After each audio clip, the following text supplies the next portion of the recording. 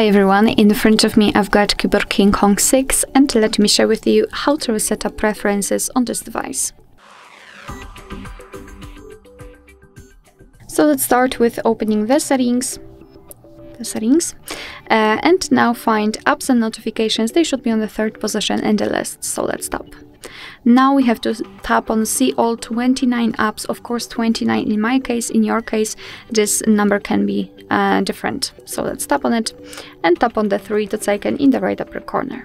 Now let's enter reset up preferences, and here your device will inform you what it will actually reset, so among others disabled app notifications and background data restrictions for apps.